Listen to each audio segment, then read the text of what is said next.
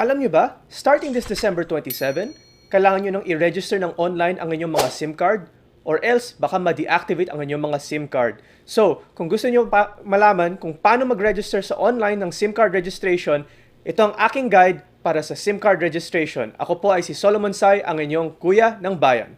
Kuya ng Bayan, naging maaasahan kapag... So, ano ba ang kailangan nyo malaman tungkol dito sa SIM card registration app? So, una, starting December 27 hanggang May 27, 2023, kailangan nyo na i-register ang inyong mga SIM card. Kung existing SIM card user na kayo ng Smart, Globe, TNT o kung ano man, meron kayong 6 months from December 27 up to May 27 next year para i-register ang inyong mga SIM card. Ngunit kung bibili kayo ng bagong SIM card, whether prepaid or postpaid, kailangan nyo kaagad i-register yun kasi deactivated na yun kaagad. Yung mga current existing SIM cards niyo, pag hindi nyo pa na-register at ginagamit ngayon is from December 27 to May 27, hindi pa siya madi-deactivate. Pero pag May 27 na at hindi nyo pa na-register ang inyong current na SIM card, madi-deactivate siya. So, kung ayaw nyo ma-deactivate ang inyong mga SIM card, ito ang mga step-by-step na kailangan natin para ma-register ang inyong mga SIM card. So, first na kailangan nyong malaman is ang registration na to ay libre. It's free. So, wala kayong kailangan problemahin dito na walang extra na bayad na kailangan bigay sa Smart or Globe dito.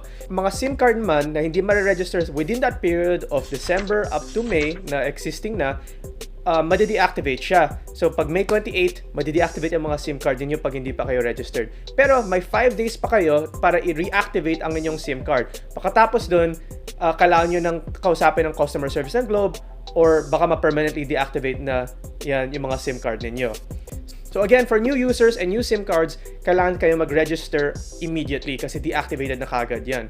So all new SIM cards will start deactivated. For existing prepaid users, kailangan ninyo i-register online. For existing postpaid users, kailangan nyo lang i-confirm online ang inyong data. So mas madali actually pag postpaid kasi kailangan pa rin kayo pumunta sa registration website pero i-confirm nyo na lang yun. So, where to register? Depende sa service provider ninyo yan, pero for Globe and Smart, mabibigay ko sa iyo yung mga portals nila. For Globe, it's new.globe.com.ph/simreg. REG. For Smart and TNT naman, it is smart.com.ph/simreg. REG rin yun. For sa mga ibang telco naman, pwede mo rin naman i-check yung FB nila or website nila kung paano at saan magre-register. Ano ba ang mga requirements para sa SIM card registration? Well, for an individual user, ang kailangan nyo, syempre yung full name ninyo, date of birth, yung sex or gender ninyo, yung present/official address ninyo, yung type of ID ninyo, ang ID number ninyo. So, ano ba ang mga valid ID na pwede nyong i-present or kailangan nyong i-upload online? So, either passport, PH identification card, SSS ID, GSIS ID, driver's license, NBI clearance, police clearance, firearms license, PRC ID, IBP ID, OWA ID, BIR ID, voters ID, senior citizens card, Unified Multipurpose ID, PWD ID, and other valid government issued ID na may photo. So marami actually choices kayo dito na pwede nyo gamitin para pwede nyo i-upload dito sa website.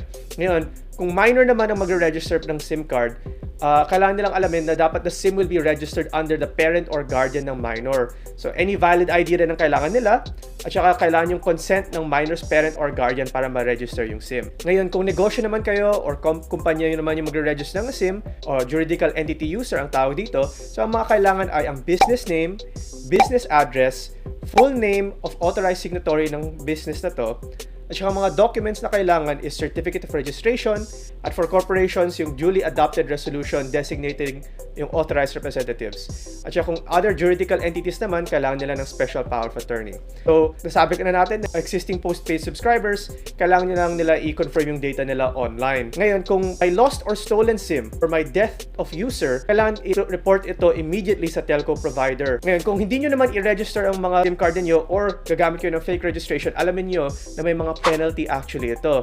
So ano ba mga criminal penalty na malalagay? Ito mga penalties under sa SIM card registration act. Una, providing false info or fake documents. Punta kayo sa prison for at least 6 months to a max of 2 years plus may fine na 100 to 300,000 pesos yan. For sale or transfer of registered SIM without complying change of registration. So kung naka-register sa'yo yung SIM at binenta mo sa iba na hindi mo change yung registration ng SIM, bawal rin yan. So mapupunta ka sa prison for 6 months to 6 years at saka fine of 100,000 to 300,000 pesos naman ang fine niya. Ngayon, for spoofing of a registered SIM or kinokopya mo ang registered SIM ng iba, ngayon, malalang krimen yan, 6 years at least yung prison time mo dyan or more, plus a 200,000 peso fine. Ngayon, kung may failure or refusal to register SIM, tapos ayaw mo talaga, kung matigas talaga ang ulo mo, yung first offense is 100 to 300,000, second offense, 300 to 500,000, and future offenses is 500,000 to 1 million. Now, siguro naman wala ata makakakuha ng krimen na to or makakuha ng penalty to, kasi yun nga, kung hindi mo naman i-register yung SIM mo, madi-deactivate naman talaga yan after May 27. So, medyo malabo naman yan, pero let's try to register naman the SIM para hindi kayo ma-deactivate or hindi kayo ma-fine dyan, di ba? Kung sale of stolen SIM naman, minimum of 6 months to 6 years yan yung makukuha ninyong prison time. So, ang source natin ho is ang NTC Memorandum Circular number 001-12-2022. So, ngayon, sana naman nakatulong ako sa inyo sa ating maliit na guide na to para sa SIM card registration.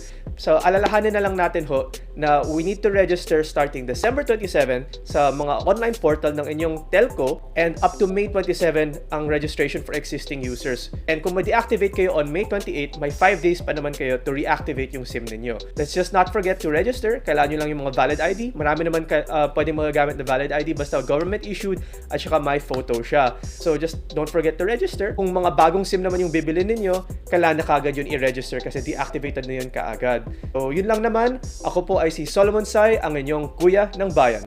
And there's always